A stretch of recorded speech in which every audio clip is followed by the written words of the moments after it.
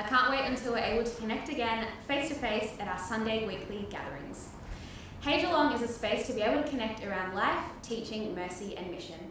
It's also a chance to be able to catch up with a few familiar faces that you may have not seen for a while. Keep your eyes glued to the screen to see what we have next. Wherever you are, whoever you may be, boil the kettle and fill a cup of tea. From the comfort of your home comes the church community. It's tea time with Meg, tea time with Meg, tea time with Meg, digitally.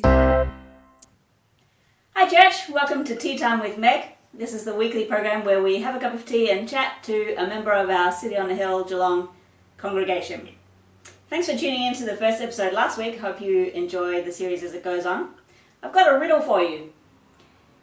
There's a fork in the road and one direction leads to a town of people who only ever tell the truth, and the other direction goes to a town of people who only ever lie. There's a man standing at the fork. You don't know which town he comes from.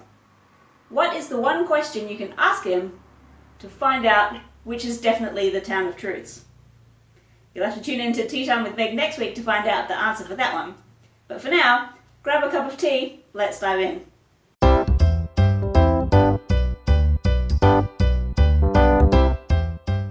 Episode 2 of Tea Time with Meg is Zoe Creelman. Hi Zoe, how are you? Hey Meg, I'm well mate, how are you? Good, going well. So, I think it's fair to say before COVID happened, you were a regular at the 6 p.m. in Geelong. Which digital congregation have you been attending? Oh, I'm hopping around a bit to be honest, kind of whichever one takes the feeling on the day. It's 9, 11 and 6. I haven't been to 8 yet. That's the one service that I haven't tuned into. But, how are you finding digital church? Oh, kind of hard actually. I find I get pretty distracted. Finding if I've got a project to do at the same time, that can kind of help. Yesterday I was doing some drawing. Sometimes I'll be sewing. Sometimes I'll be practicing headstands. I don't know, just doing something to try and keep me in the room with them. But taking notes also helps. It is nice. Still being able to meet together as God's people, but it's different. Yes.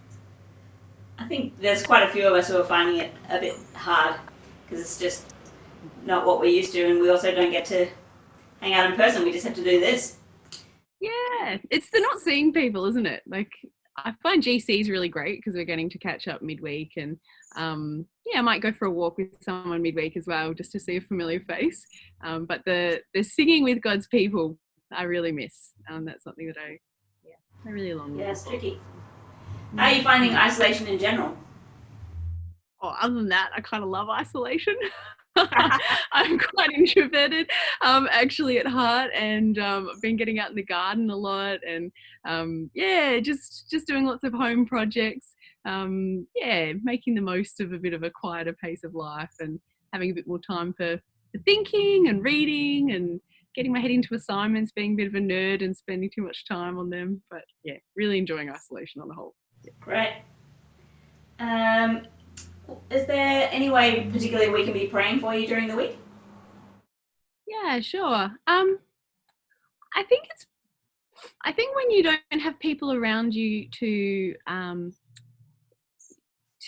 love and to challenge you to see the world in different ways, it's quite easy to become self-centered and set pretty happy in your own little bubble. So I guess my prayer for myself and our church as well at the moment is that we'll keep looking for creative ways to love people around us, whether that's loving the people in your house that you're sharing your isolation experience with, or whether it's within our city or a country or overseas. What does it look like to still being the hands and feet of Christ in this world while we can't actually really see people very much, and not just taking isolation as an excuse to feather my own nest and get very comfortable at home and perfect my sourdough baking skills. Dave May, thank you for all the tutorials. It's been greatly appreciated. So just keeping that outward focus is probably my prayer for myself and our church at this time. Who are you isolating with? I have a housemate, so Jemima. She's a wonderful friend and a godly woman, and our dog Shadow. Come here. oh, now he's not going to come. He's been pestering me all day. It's actually my neighbour's dog, but we share him. He kind of goes between the two houses. So he's been enjoying having people at home a lot and getting lots more walks than normal. Yeah. Yeah, I'm glad that I've got my dog Frank, who gives me a reason to get up and get dressed and go out into the physical world every day. I can't just sit around at home. And it's a great way of meeting your neighbours as well. Between walking the dog, and we've set up a little community library at the end of the driveway, and all the retirees in the area walking up and down our street, and they all stop and have a look at the books and have a chat to if you're at the front. It's been really nice getting to know some people in the area. Yeah, well, at least there's one good thing that's going to come out of isolation. Yeah, I love it. Thanks so much for being on Tea Time with Meg, Zoe. Cheers. Hope you have a great week. We'll Thank you. praying for you. We'll see you on Digital Church soon. Excellent. Looking forward to it. Thanks, Meg.